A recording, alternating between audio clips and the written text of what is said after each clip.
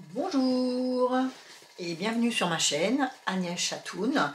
Vous pouvez me retrouver également sur Instagram et sur Facebook sur le même nom.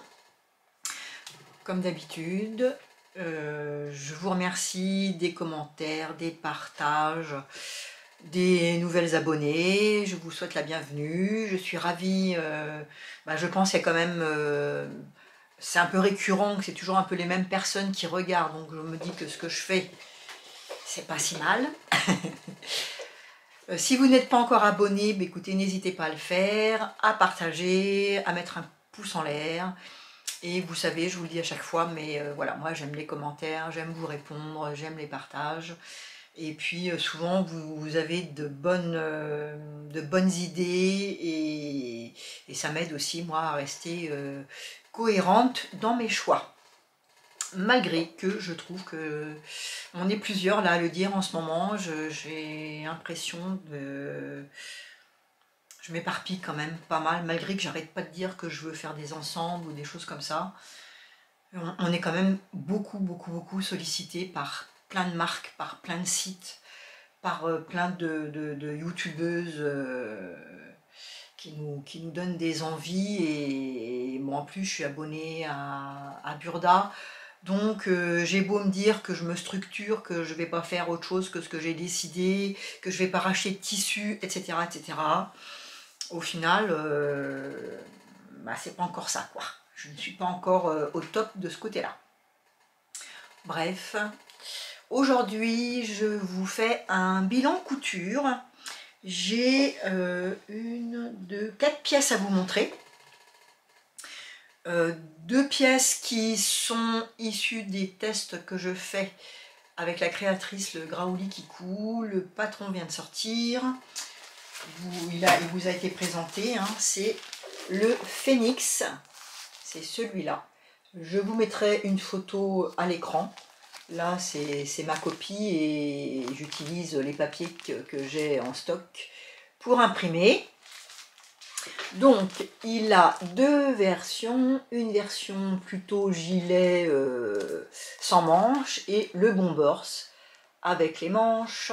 Vous avez poche passe-poilée ou poche plaquée. Les poches plaquées, ce sont des fausses poches plaquées.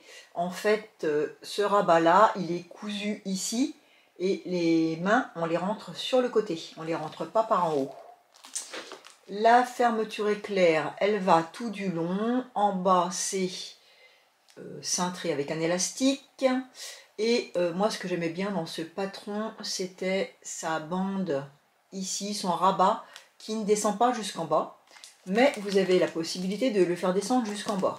Cécile a mis le patron avec une version jusqu'en bas. Vous pouvez également le faire sans le rabat. Vous avez un petit col montant. Les manches, elles sont finies par des fentes indéchirables. Mais c'est pareil, je pense qu'il y a possibilité de faire simplement un poignet de manche élastiqué.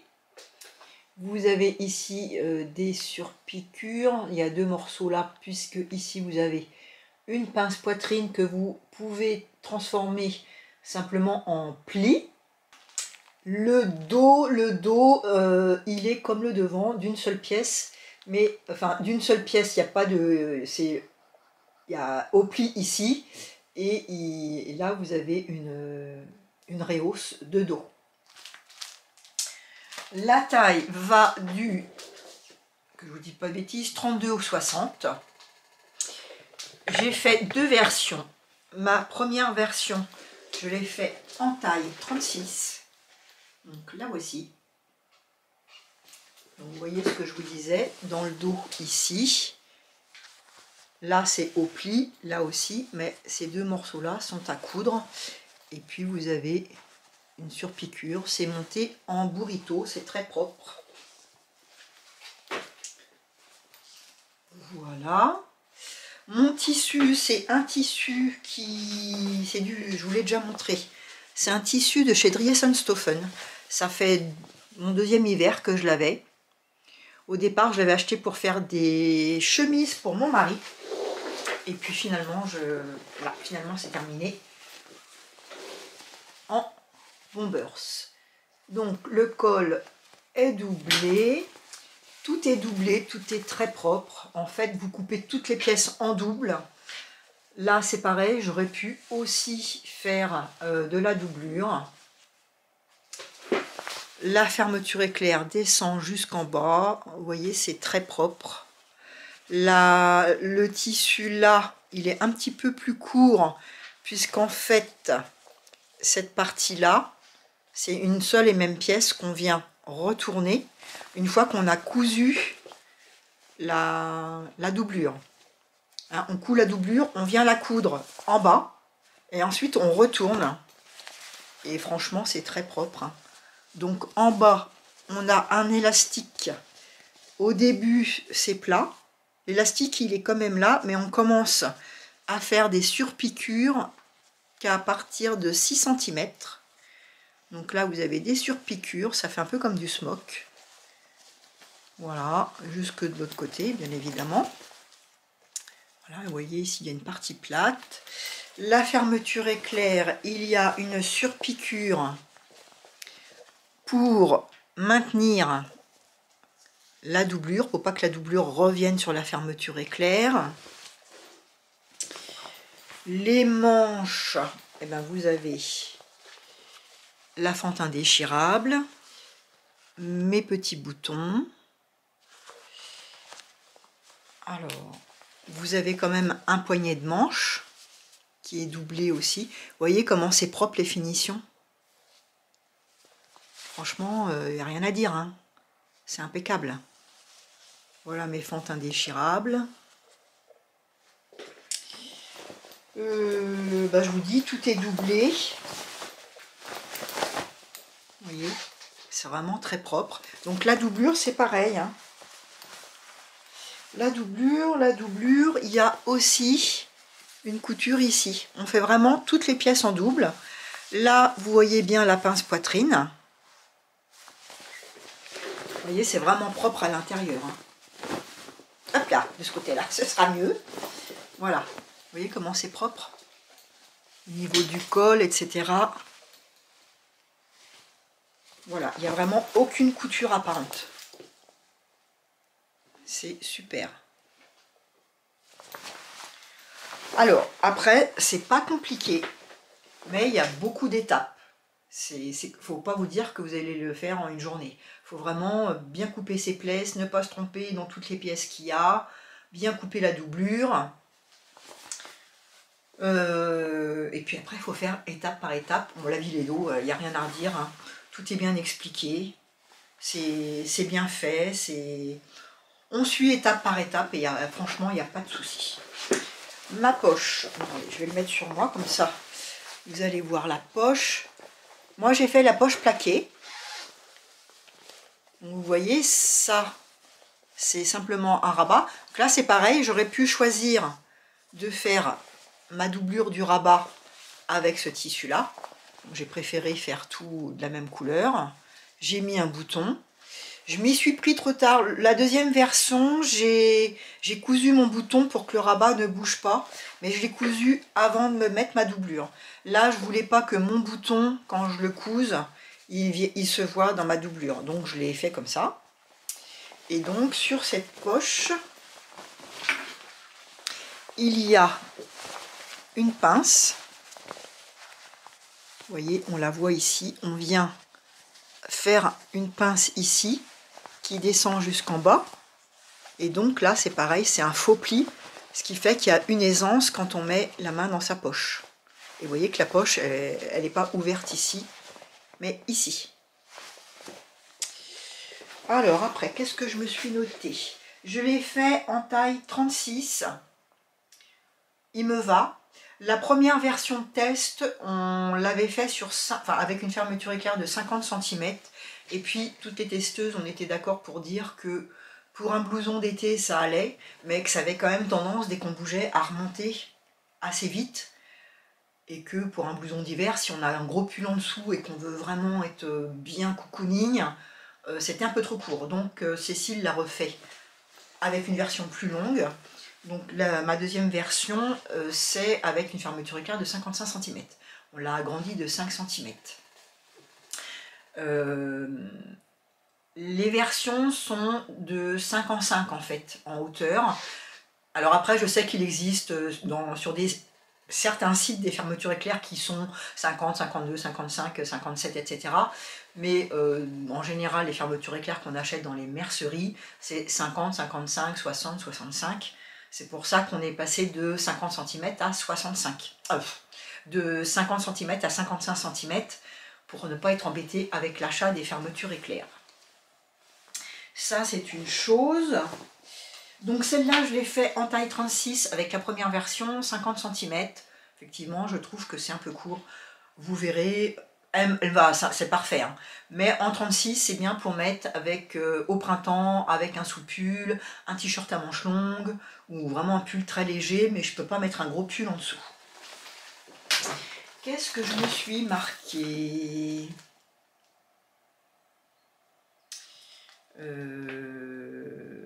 Oui, alors c'est pareil, la première version, on avait un petit peu trop d'embus, mais ça a été rectifié.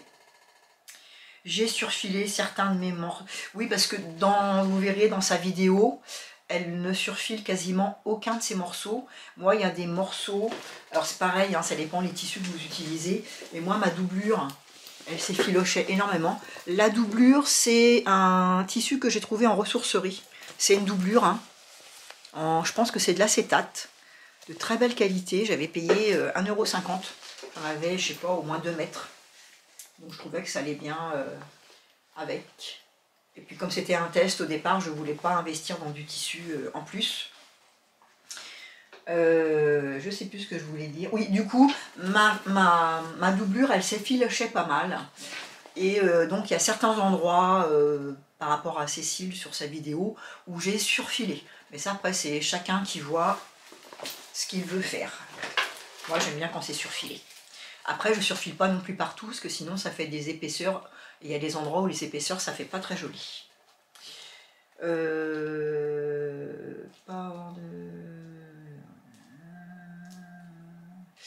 J'ai bâti les poignets, j'ai bâti pas mal de choses. Hein. Je vous dis, c'est pas compliqué, mais il faut être rigoureuse, il faut être minutieuse, il faut prendre son temps. Donc moi, j'ai bâti le retour des poignets. Ici, là, avant de coudre mes poignets. Sur votre manche, parce que j'ai déjà ouvert le bouton. Voilà. Avant de coudre, on retourne là.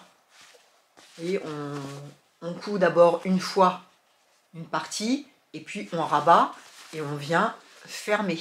Et ben moi, ça, j'ai bâti pour être sûr que ici, là, ça soit propre, que j'ai pas un coup une couture ici, un coup une couture là. Donc je bâtis et mon bâti, je vérifie que mon aiguille à chaque fois, elle ressort bien à l'endroit où je veux. Ce qui fait que vous voyez, c'est bien propre. Souvent, quand j'ai des surpiqûres à faire comme ça avec une certaine épaisseur, je prends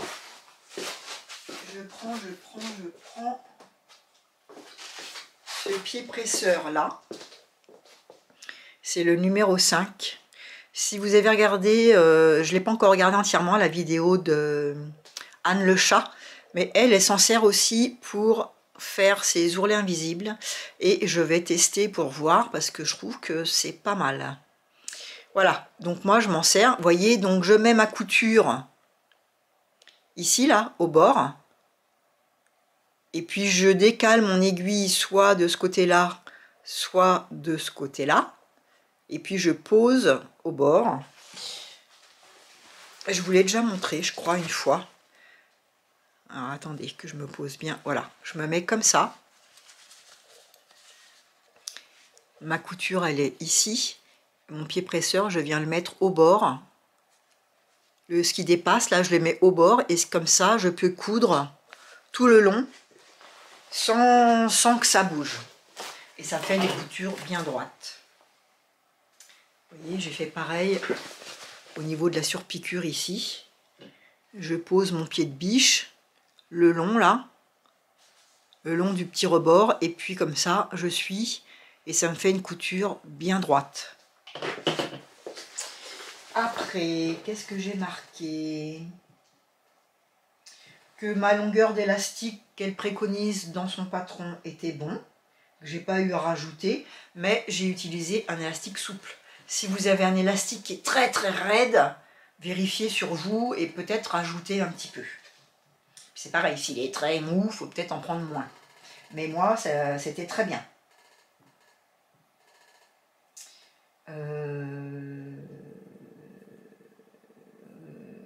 Voilà, j'ai pas eu d'autres soucis. J'ai pas eu d'autres soucis. Donc on peut mettre soit des boutons, soit des pressions pour aller avec la pâte. Moi j'ai fait la pâte courte parce que c'est ce que j'aimais dans ce modèle. La pâte courte. J'ai fait des boutonnières et j'ai mis mes petits boutons. J'en ai mis 3. Des boutons que j'ai achetés à Mondial Tissu, je crois. Voilà pour ma première version. Et ma deuxième version, donc c'était avec le nouveau test, avec la bonne longueur, puisque c'est ça qu'on a gardé. Donc pour ma taille, en 30, là je l'ai fait en 38. Et en 38, je l'ai fait en manche courte. Ce tissu-là, c'est un tissu que je vous ai déjà montré. Il faisait partie de mon stock dormant d'hiver que je voulais utiliser. Donc c'est fait. La doublure, c'est une doublure de chez Driessenstoffen. C'est un matelassé que je vous ai montré dans un de mes derniers hauls tissus. Et je trouvais vraiment que la couleur, elle allait parfaitement avec. Parce que c'est quand même un... Là, c'est bleu, mais c'est plus vert canard. Hein. C'est plus comme ça, c'est encore même pire que ça. C'est vraiment vert canard ou bleu canard. Donc voilà ma version. Donc manche courte. Sinon, c'est exactement le même principe. Le col. Là, les manches, tout est monté en espèce de burrito. Vous voyez, on ne voit aucune couture. C'est pareil, on a une vidéo avec les explications. C'est le même montage que la veste, le petit gilet sans manches Rivoli de Madeleine Estelle. Et moi, j'ai été revoir parce que je trouvais... Enfin, après, moi, c'est moi. Hein, et comme j'ai toujours, vous savez, mon cerveau qui n'est pas toujours droit, j'avais plus de mal à voir comment que Cécile elle faisait. Donc, je suis allée voir la vidéo, mais c'est exactement le même montage. Mais si jamais vous êtes comme moi, que des fois, il vous faut vraiment moult explications pour comprendre, bah, vous avez la vidéo de Cécile, et après, vous pouvez toujours vous référer aussi à la vidéo du gilet Rivoli. C'est le gilet sans manches de Madeleine Estelle. Je vous mettrai les infos en incrustation. Donc voilà, c'est pareil, sur piqûre au niveau entre le haut et le bas du dos et du devant. Ce qu'il faut faire bien attention, mais c'est pareil, elle l'explique bien dans sa vidéo, Cécile, qu'il faut que là, la surpiqûre, elle tombe bien en face l'un de l'autre quand votre blouson est fermé, ce qui est mon cas. Je vais vous montrer ça. J'ai pris une fermeture rouge. Alors, je vais vous le mettre sur le cintre. Et bien sûr, j'ai trop remonté. Hop. Voilà.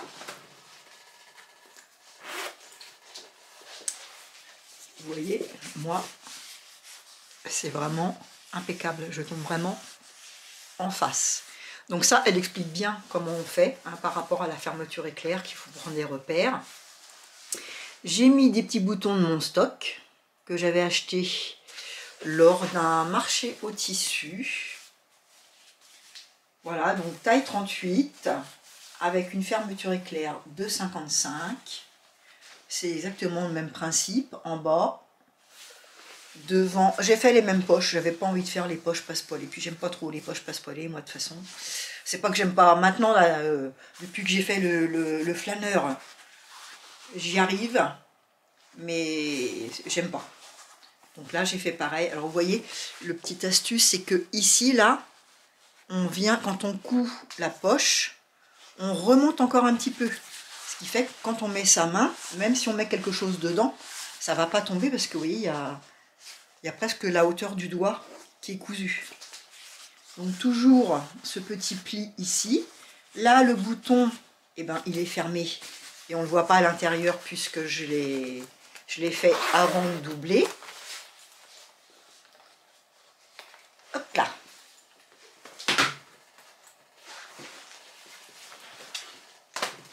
Là, vous avez le pli, la pince poitrine, qu'on peut éventuellement aussi faire un pli. On peut même venir, enfin, moi je pense qu'on pourrait même venir coudre ici, là, comme une fausse pince. Voilà, la fermeture est claire. Et puis l'intérieur, hein, propre. Vous voyez, il n'y a absolument rien qui dépasse. C'est très très propre. Là, vous voyez, c'est par là qu'on passe. Il faudra que je pense à le fermer, mais c'est par là qu'on retourne le blouson. Voilà. Il n'y a rien à dire.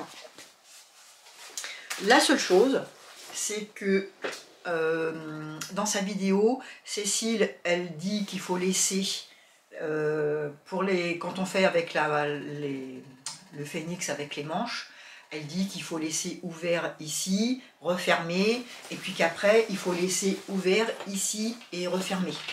Moi, quand j'ai fait avec mes manches, j'ai laissé ouvert qu'à un endroit. Je ne sais plus si c'est les manches ou sur les côtés, mais j'ai tout retourné après. J'avais pas envie de faire une ouverture au niveau des manches et refermer après à la main ou à la machine et refaire une autre ouverture, laisser une autre ouverture sur le corps. J'en ai laissé qu'à un seul endroit, mais après chacun fait ce qu'il veut. Hein. Voilà. Donc là, il faut que je pense à les refermer. En général, je referme à la main. Voilà pour mes deux petits bombers. Donc un en 36 avec une hauteur de 50, l'autre en 38 avec une hauteur de 55. Ce qui a été retenu, en tout cas pour ma taille, c'est 55. Ça doit être du 32 au... Je sais pas, j'ai pas regardé hein, les tableaux, mais voilà, selon les tailles, ça va jusqu'à 60. Voilà. Donc c'est un bon basique, un bon patron. Bon, c'est long, mais c'est vachement agréable à faire. J'ai beaucoup aimé. Il y en aura sûrement d'autres. Je m'en ferai peut-être un autre. J'hésite encore. Au départ, j'avais trouvé le tissu, et puis l'autre jour, quand je suis allée dans ma famille, j'ai vu une dame qui avait le même style de tissu, dont je veux me faire la troisième version. Elle l'avait en veste, et j'ai trouvé que ça rendait aussi, que ça rendait bien. Donc maintenant, je ne sais plus si je veux le faire mon blouson ou si je veux faire une veste. Ce qui rejoint ce que je vous disais au début, trop de choix, tue le choix. Bref, voilà pour mon...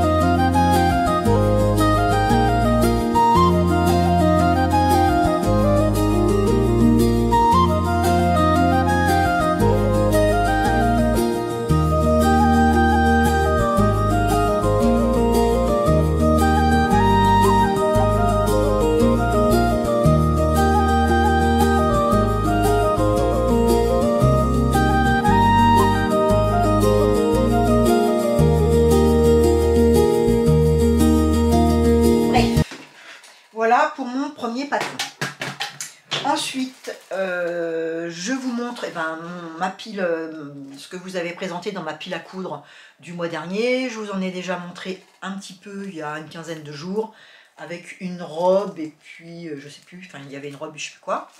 Et je vous avais parlé du patron Scala. Donc le patron Scala, c'est une chemise de Maison Fauve. C'est un patron qui est déjà existant. Et là, en septembre-octobre, le dernier septembre-octobre de Marie-Claire Idé, il le sortait avec ce patron-là. Vous aviez un code de référence, vous tapiez sur internet et puis du coup vous pouviez avoir le patron gratuit. Donc c'est ce que j'avais fait, parce que moi le patron Scala, malgré tous les patrons de Maison Fauve que j'ai, je ne l'avais pas. Et donc sa particularité, c'est le col assez grand et en pointe. Et vous avez de chaque côté de la patte de boutonnage de grands plis religieuses. Et puis le bas se termine, je ne sais plus comment, je vais vous montrer. Alors, j'ai tardé. Ça devrait. Mon chemisier, il n'est pas tout à fait terminé. Il manque les boutonnières et les boutons. Je vais vous montrer ça. J'ai fait les merceries, je n'ai pas trouvé de boutons que je voulais. Je suis assez compliquée pour les boutons. J'en avais trouvé et puis je vais vous montrer. Et finalement, dessus, ils ne me plaisent pas. Alors, normalement, ils sont là. Si je ne les ai pas mis ailleurs. Voilà. Donc, je vais vous montrer ma version et mes boutons. Au final, on est allé dans une mercerie et puis j'ai pris des boutons. Mais voyez, maintenant que, une fois que je l'ai mis sur le chemisier, eh ben, je n'aime pas. Je trouve qu'ils sont trop foncés, qu'ils sont pas assez brillants par rapport au chemisier. Vous voyez, ce tissu-là, c'est un tissu quand même un peu avec des reflets mordorés. C'est un tissu que j'avais acheté, je crois, chez Motif Personnel, il me semble. C'est pareil, je vous l'ai déjà présenté plusieurs fois. Donc voilà ma version quand même du Scala, de mon chemisier Scala. Donc avec ce fameux col bien en pointe. Il y a un col et un dessous de col. Hein. C'est pareil, il y a une vidéo, tout est très très bien expliqué. Avec les manches longues. Il y a également des plis, enfin en tout cas un pli sur la manche. Là c'est pareil, hein, j'ai fait une surpiqûre pour terminer, mais je l'ai fait aussi en bâti à la main, puis après j'ai pris mon pied de biche, la spéciale, pour que ce soit propre. Vous voyez, comme ça vraiment, là j'ai rien qui dépasse, tout est à la même hauteur. Donc là, bah, j'ai pas encore fini, j'ai pas fait mes boutonnières, puisque j'ai pas encore trouvé mes boutons. Donc je vais quand même faire une petite vidéo portée. Et puis quand j'aurai trouvé les boutons et que j'aurai cousu les boutons, je vous referai une petite vidéo.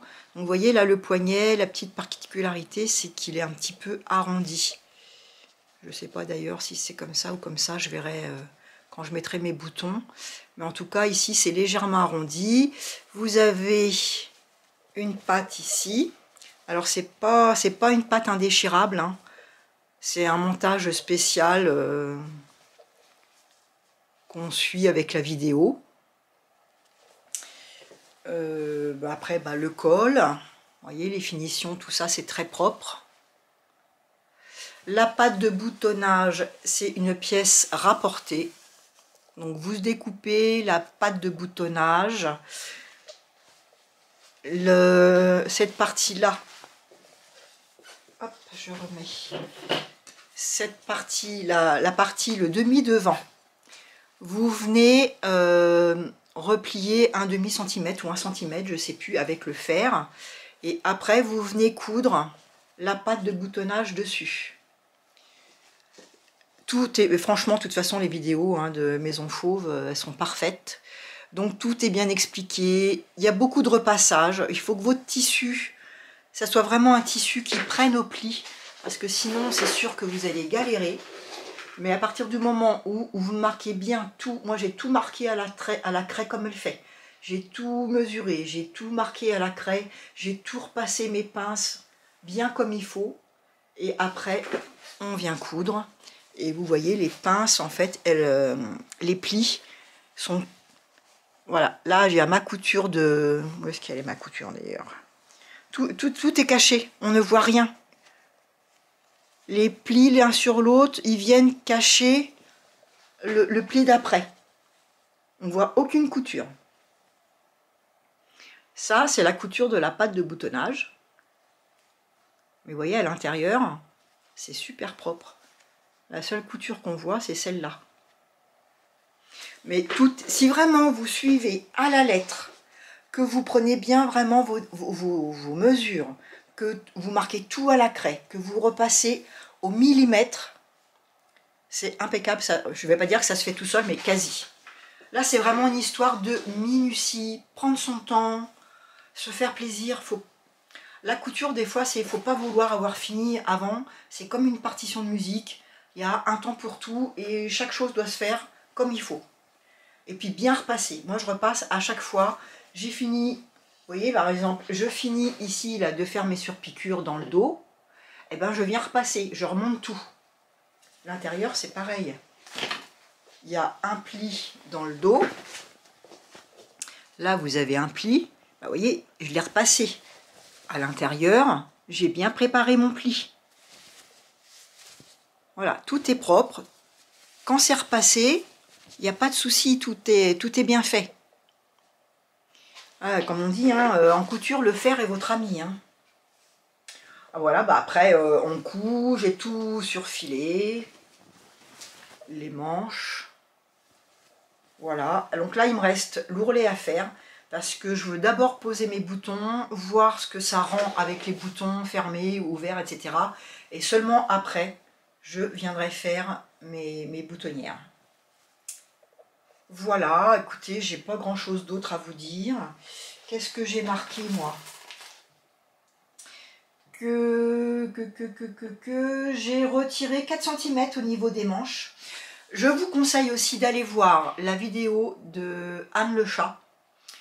Vous verrez, elle a marqué chemisier Scala sur une de ses vidéos.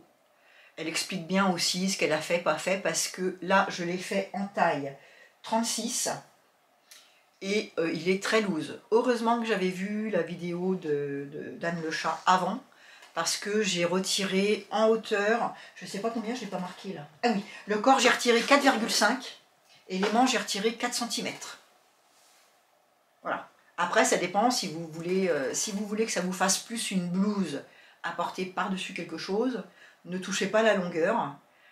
Et même en 36, vous verrez sur la vidéo, je pense que j'aurais pu faire la taille en dessous. Si je la refais, cette chemise, je pense que je la referai en taille 34. Parce que là, à la limite, j'aurais presque pu laisser la longueur et je l'aurais portée avec une ceinture sur un pantalon ou un legging. Voilà pour le chemisier Scala de Maison Fauve. Et je vous dis, quand j'aurai fini mes petits boutons, quand je les aurai trouvés et cousus, eh bien je vous referai une petite vidéo portée.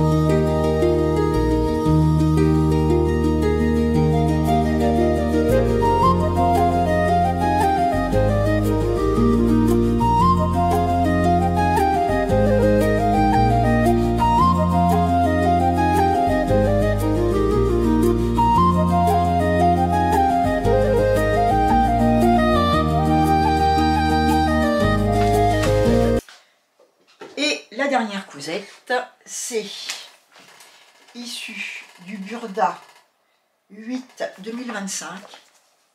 Celui-là. Et j'ai fait la robe. Donc là, pour le mois de...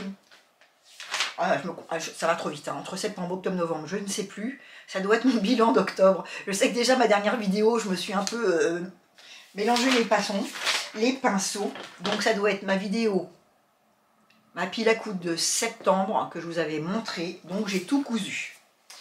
Je vous avais dit que je voulais me coudre cette robe. Voilà le schéma technique. C'est le modèle 105. Robe courte du 8 2025. Donc vous voyez, il y a un devant, un dos. On a une découpe ici, deux découpes pour le dos ici et une grande bande de volant. Le volant, il est en double. En bas, en bas, ouais, c'est comme moi. C'est on fait un ourlet et on passe un élastique.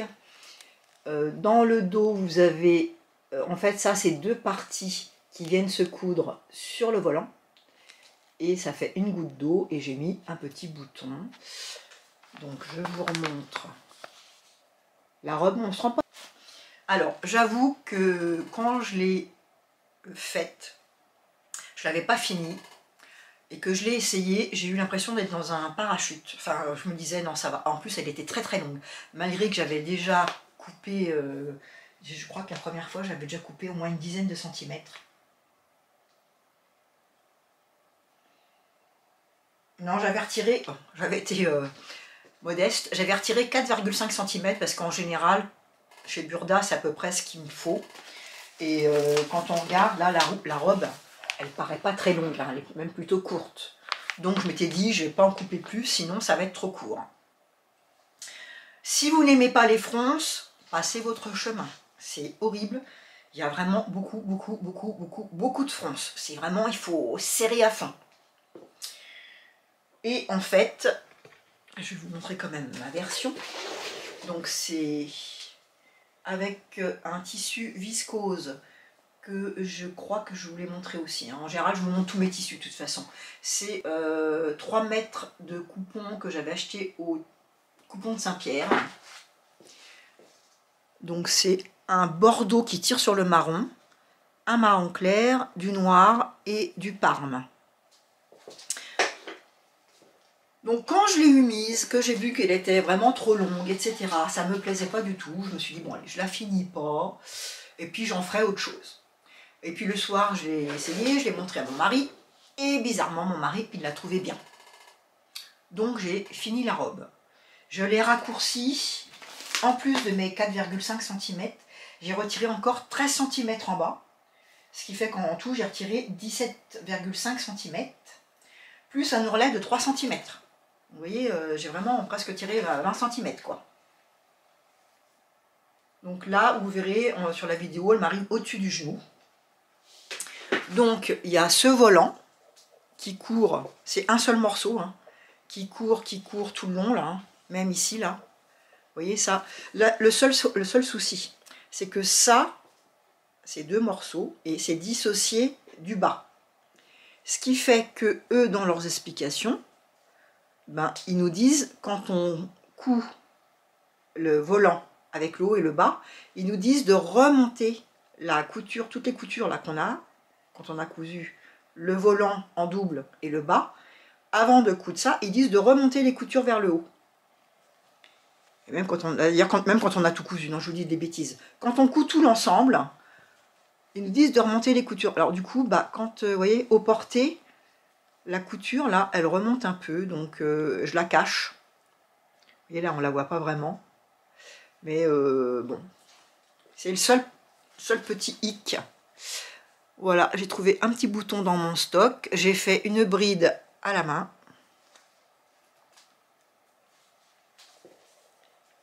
Ma petite bride. Oh, c'est pas... Je suis pas au top, hein. Bon, après, c'est pareil, je prends du tissu, du fil normal. Je devrais peut-être prendre du fil un peu de coton pour faire mes brides. Donc ça, c'est une partie aussi qui est toute seule, qui est... ben, je vais redéfaire mon bouton parce que je vais vous montrer l'intérieur. Je retourne tout. Vous verrez mieux les fronces. Voilà, donc le haut est doublé. Voilà. On coupe 4 morceaux pour les demi-dos et 2 morceaux pour le devant. Un morceau dos, un morceau devant et les 2 manches. Alors vous voyez les fronces? Regardez-moi ça. Parce que en fait, toute la partie du bas là, vous voyez, le montage ici là, ça fait comme du raglan. Donc on vient d'abord coudre le dos, les manches, le devant et l'autre manche comme du raglan. Et ensuite, donc vous avez cette grande pièce là, vous voyez tout ça là, sans le haut, c'est une seule pièce une fois que c'est cousu. Et ça fait, c'est large comme ça. Donc là, il faut froncer, froncer, froncer. C'est-à-dire qu'on a tout ce tissu-là, tout. C'est une seule pièce. Donc je vous conseille, en fait, de... Comment j'ai fait, moi je l'ai recommencé 2 fois. Parce que j'avais cousu mon fil de fronce, là, qu'on passe 2 fois. Je l'avais fait qu'en une seule fois. J'avais fait d'ici jusque tout le tour et j'étais revenue ici. Alors pour froncer, aller froncer tout ça là sur un seul morceau, c'était impossible. Bon, bien sûr, ce qui devait arriver arrivera. Mon fil a craqué, donc j'ai tout redéfait et j'ai tout recommencé.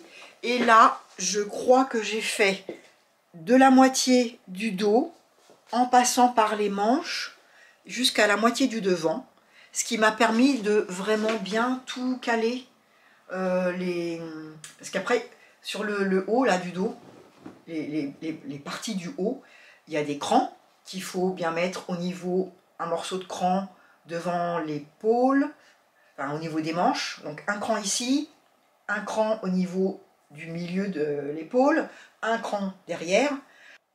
Ensuite vous avez un cran milieu, dos, pareil, un cran pour la manche, un cran pour le haut, un cran pour le devant de la manche, et un cran milieu devant. Donc il faut bien placer vos crans avec les pièces du devant. Il faut vraiment pouvoir s'étaler. Moi j'avais mis ça sur mon mannequin. Et après j'ai ajusté le haut. Donc ça c'est pareil, il faut prendre votre temps. Il faut bien comprendre les crans, où est-ce qu'ils se placent, à quoi ils servent. Une fois que vous avez compris ça, ça va tout seul. Et puis bah, après on coud tout ensemble. Y compris le volant qui est en double. Le volant, on le fronce en même temps qu'on fronce le devant et le dos. Hein. Donc vous voyez, ça fait une sacrée épaisseur de fronce, de fil à tirer. Donc il ne faut pas prendre un fil de bâti, hein. Prenez un fil costaud pour faire vos fronces. Voilà. Bah, le bas, c'est un ourlet à rentrer avec un élastique. L'élastique, je prends simplement le tour de mon poignet sans tirer. Je couds et puis je le passe, enfin, je le passe dans l'espace réduit, là, dans l'ourlet. Et puis je ferme après. Mes coutures sont plates, ouvertes au fer et j'ai surfilé. C'est comme ça tout du long, là c'est pareil, hein, j'ai surfilé le tout ensemble. Mon ourlet, c'est pareil, j'ai surfilé et j'ai fait un simple rentré de 3 cm. Voilà, qu'est-ce que j'ai marqué moi donc?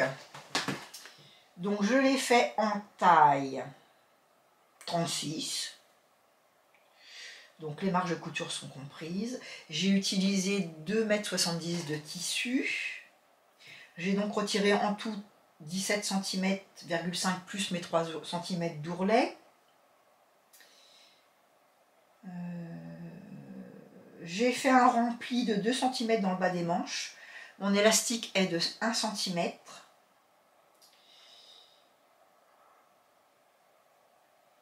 Alors, qu'est-ce qu'il disait de finir à la main? Je crois que c'est là qu'il disait. Je sais plus. Je sais plus. J'ai marqué, j'ai pas fini à la main comme préconisé, mais je sais plus ce que c'était. Ah oui! Ah oui, ça y est, ça me revient. Je vous remontre. Parce que j'ai trouvé que c'était compliqué. Ici, cette partie-là, là. Donc, ça, c'est en double. Vous avez ces deux parties-là, hein, ces deux morceaux. Vous voyez, hop là, si j'arrive à... Voilà, ces deux morceaux, hein. Voilà. Donc moi, j'ai fait déjà une surpiqûre pour que ça rentre bien à l'intérieur. La surpiqûre, on la voit ici. Ici, là. Pour que ça dépasse pas à l'extérieur. Donc, on coud tout ça ensemble, là. Le ruban en double, tout ça, c'est français. Et là, ils nous disent que normalement, on coud une première fois la partie haute avec tout le bas, et que ensuite, avec la doublure, ça, on le rentre, comme c'est indiqué, mais que là, la partie doublée, on vient la passer par-dessus, et on coud tout à la main. Donc, ce qui fait que ce que je vous expliquais là, que ici, quand ma robe, elle est fermée, bah ça se voit, bah là, ça se serait vu encore plus. Parce que j'aurais eu en plus ça par-dessus. Enfin bref, de toute façon, j'avais pas envie de faire ça. Donc c'est pour ça que je suis venue tout surjeter et que j'ai laissé comme ça. Voilà. Je ne me voyais pas du tout faire ça à la main.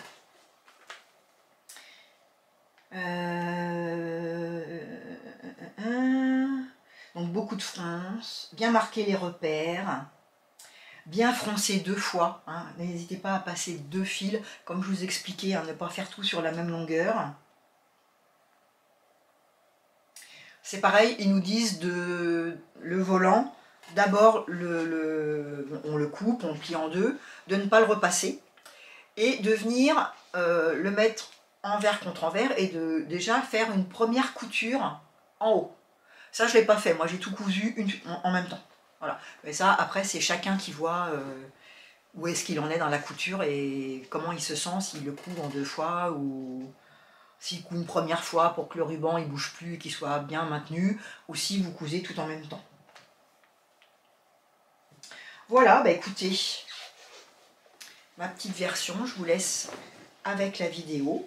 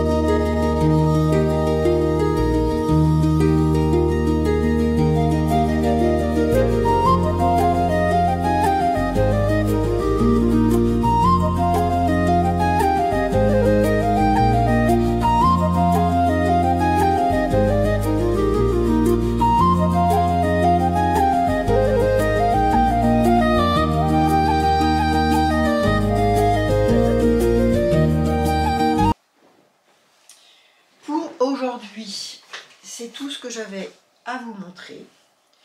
Là, vous voyez, hein, sur mon amie Simone, il y a le t-shirt du Burda Easy. Je vais sûrement reprendre la longueur de ça là. Parce que sur moi, je trouve que c'est pas joli, c'est beaucoup trop long. Ça me tire dans le cou, donc moi, j'ai toujours mes soucis de santé là, avec mes douleurs. Hein. Donc si ça me tire trop dans le cou, je sais que ça va pas aller. Et puis sur mon premier modèle, c'était beaucoup plus court. Mais j'attends de faire mon pantalon de Maison Fauve. Ça y est, là, j'ai détaqué et coupé ma taille, l'Andrea. J'attends de faire mon pantalon, parce que normalement ce haut est prévu pour aller avec. Et je verrai, une fois que je l'aurai cousu, que je l'aurai sur moi, je mettrai le petit haut. Et je verrai ce que je fais, parce que même point de vue manche, je trouve que c'est un peu court. Je sais pas ce que j'ai fabriqué. Alors pareil, hein, c'est pas... Ma première version, c'était du jersey de viscose. Là, c'est du polyester. Et j'ai l'impression qu'il est plus court alors que j'ai mis la même taille. Bref. C'est la couture, hein, selon les tissus, ça donne pas toujours la même chose. Donc pour l'instant, j'attends parce qu'il se peut que je dois redécoudre mon col. Parce que là, il est cousu, hein. Mais peut-être je serai obligée de découdre, de rouvrir un peu mon col et d'en enlever une partie. Vous verrez ça dans mon prochain bilan couture. Voilà, c'est tout pour aujourd'hui. Comme d'habitude, dites-moi vous, où vous en êtes. Est-ce que vous connaissiez les patrons que j'ai cousus? Est-ce que vous aussi, vous avez du mal des fois à vous arrêter sur quelque chose de bien précis? Est-ce que vous partez dans tous les sens? Est-ce que vous faites... Voilà, dites-moi vous, votre façon de fonctionner. Et puis je vous dis à bientôt. N'oubliez pas les petits pouces en l'air, les commentaires et de vous abonner. À bientôt!